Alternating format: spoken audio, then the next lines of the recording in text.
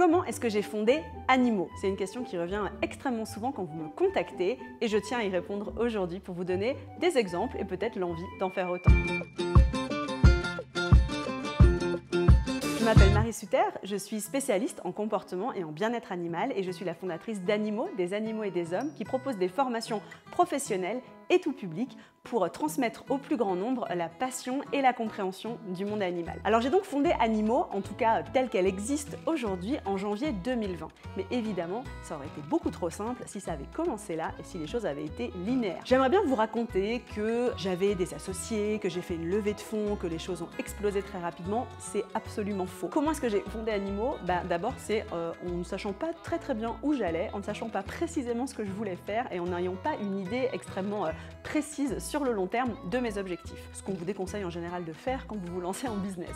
Donc la réalité, c'est que après plusieurs voyages, je me suis installée en France fin 2016 et j'ai commencé par créer une micro-entreprise, tout simplement, pour pouvoir aider les gens autour de moi, continuer à donner des stages comme je le faisais depuis pratiquement une petite dizaine d'années, et puis pour pouvoir proposer des conférences, différentes prestations, intervenir également dans des organismes de formation qui me faisaient participer et animer différents cours. Donc ça, c'était la première étape, c'était vraiment l'étape micro-entreprise. Puis petit à petit, j'ai commencé à me dire que j'avais envie de proposer autre chose, d'aller un petit peu plus loin et surtout de pouvoir proposer des choses un peu plus sur le long terme, c'est-à-dire de pouvoir aider les gens qui étaient très loin, des gens qui avaient besoin de suivi sur plusieurs semaines ou plusieurs mois, mais sans pouvoir forcément moi me déplacer, il fallait que je trouve une solution un peu à tout ça. Donc j'ai commencé à réfléchir à mes prestations et je vais vous faire un spoiler directement. Fonder Animo, pour moi, ça a signifié faire énormément d'erreurs, partir dans plein de directions qui finalement n'étaient pas du tout celles que je voulais emprunter, et puis revenir sur mes pas, reproposer autre chose, et puis me retrouver dans la situation actuelle. Donc je vous disais, je crée ma micro-entreprise, je me rends compte que j'ai envie de proposer plus de prestations, des prestations différentes, et donc petit à petit, je me fais conseiller, et les gens me disent, il faut maintenant que tu passes en EIRL, donc que tu aies une entreprise individuelle pour proposer plus de choses, dépasser un certain seuil de chiffre d'affaires, récupérer tes charges, etc.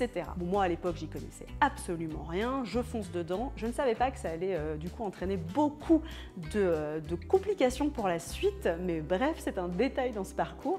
Et donc là je commence à offrir différents types de prestations et notamment des contenus gratuits, des choses que je n'avais jamais fait jusque-là parce que c'est quelque chose qui me faisait très peur. Je me disais mais si je raconte tout ça sur internet, je n'aurai plus du coup la possibilité de vendre en fait mes prestations et mes formations, les gens n'auront plus du tout envie de me donner de l'argent pour ça si je leur offre gratuitement. Pareil, erreur de compréhension et erreur de communication, au contraire, ça m'a permis de rencontrer plein de gens, de rencontrer notamment évidemment des futurs clients, mais aussi des futurs intervenants, des futurs experts qui sont venus ensuite participer sur mes programmes, donc ça a été plutôt une très bonne décision. Donc je vous le disais, je monte cette entreprise individuelle, je commence à créer des contenus gratuits, à animer des webinaires, à créer vraiment des liens avec des gens tangibles, réels, mais à l'autre bout du monde par écran interposé. Et à ce moment-là, ça correspond aussi à la période où moi je deviens maman. Donc la possibilité de pouvoir travailler du bout du monde, c'était évidemment quelque chose qui me faisait rêver et qui me permettait aussi de simplifier mon quotidien.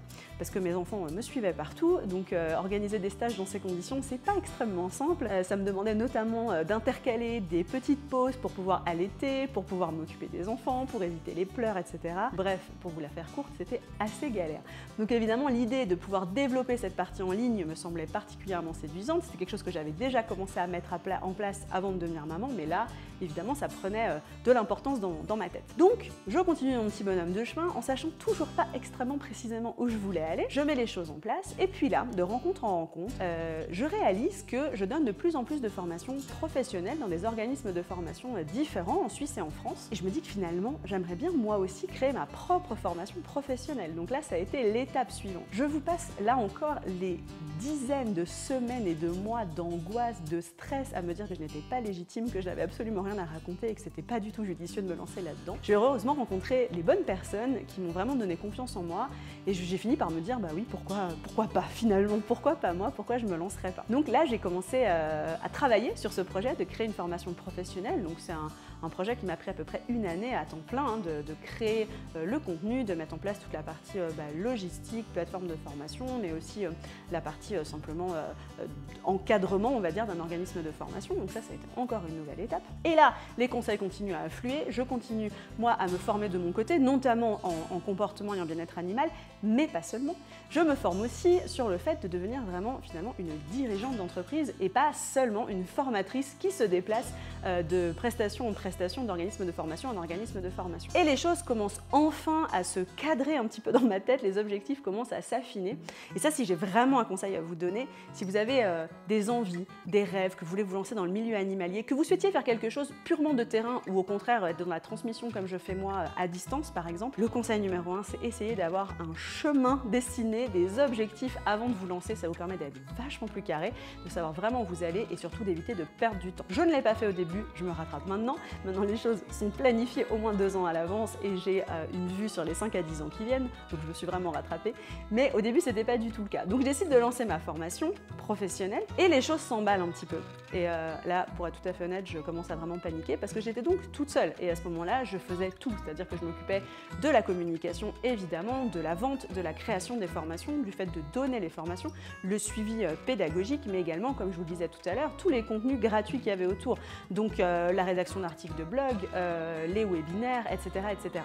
J'échangeais évidemment avec les différents intervenants aussi sur ma formation, je créais les publicités, bref, c'était un peu un cauchemar. Maintenant que j'y pense, avec un peu de nostalgie, je dois dire, pareil, je peux vous donner un conseil, si vous avez des envies comme ça, dès le début, vous savez que ça va prendre beaucoup de temps, que vous allez vouloir accompagner des dizaines de personnes, n'hésitez pas à vous faire accompagner vraiment dès vos débuts, voire à déléguer certaines tâches, ça va vous faire à gagner un temps de dingue et surtout ça vous permettra de rester un petit peu plus dans votre zone de génie, dans votre flow et de ne pas vous perdre à faire plein de tâches pour lesquelles vous n'êtes pas forcément compétent, parce que alors moi j'étais absolument pas compétente là-dedans, qui vous font perdre un temps dingue et qui du coup en fait vous font passer beaucoup moins de temps sur les choses sur lesquelles vous êtes extrêmement compétent et vous pouvez apporter de la valeur ajoutée à vos prestations et à vos contenus. Donc moi ça a été vraiment cette première étape, ça a été ça, c'était de tout faire toute seule, de me noyer dans le travail, de m'user physiquement et mentalement, mais tout en sachant que c'était ce que je voulais faire. Et donc les choses se sont mises en place comme ça petit à petit parce que j'avais toujours en ligne de mire, on va dire, ma mission, ma raison d'être, et vous la connaissez peut-être si vous suivez Animaux depuis quelques mois ou quelques années. Ma raison d'être, c'est de réinventer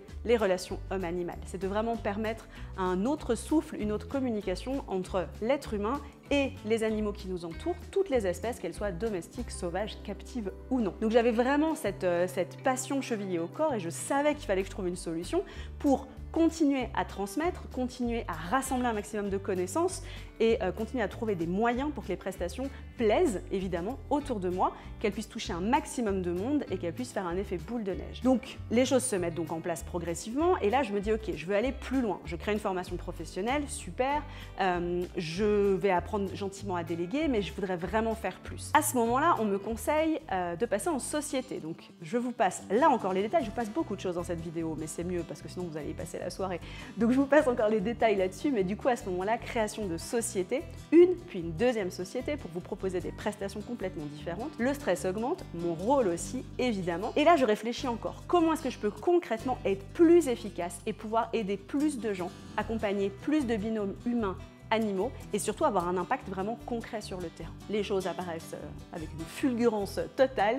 Il faut absolument qu'on aide financièrement et concrètement des associations de protection animale, qu'on puisse vraiment faire que nos prestations, nos formations les soutiennent dans leur combat quotidien. Donc on a donc à ce moment-là sélectionné plusieurs associations qui travaillaient soit avec des animaux domestiques et des animaux de compagnie, soit avec des animaux sauvages pour vraiment leur reverser en fait nos bénéfices et pouvoir vraiment les aider concrètement au quotidien dans leur combat. Donc on est vraiment très fiers de ça, c'est quelque chose qui est extrêmement important pour moi et qui donne une valeur réelle à Animaux, une valeur vraiment à notre travail. C'est-à-dire qu'avec le reste de l'équipe, parce que oui, je ne suis plus toute seule maintenant, nous sommes une petite équipe qui nous occupons d'animaux, et bien avec le reste de l'équipe, le matin on sait pourquoi on se lève, on sait quel est notre objectif derrière, on sait qu'on va vraiment aider de manière concrète et on sait que dès qu'un nouvel élève arrive parmi nous, et bien sa participation et le fait qu'il participe à nos formations, tout ça, ça va nous permettre de reverser de l'argent à des associations, d'avoir un impact réel et de pouvoir, nous aussi, tous ensemble, réinventer les relations homme-animal. Donc voilà, en quelques minutes, comment est-ce que j'ai fondé Animaux. En résumé, en faisant beaucoup d'erreurs, comme je vous le disais, en commençant avec une toute petite micro-entreprise, peut-être comme vous et comme beaucoup de gens qui commencent en freelance, en sachant pas très bien où j'allais, en démarrant simplement avec mon amour de l'animal et mon envie de transmettre, et en devenant petit à petit chef d'entreprise, en ayant aujourd'hui plusieurs sociétés, une équipe avec moi et toujours cette raison d'être et cette valeur profondément ancrée. Et j'espère que vous nous accompagnerez et que vous nous rejoindrez dans nos projets pour continuer profondément et sincèrement à réinventer les relations homme-animal.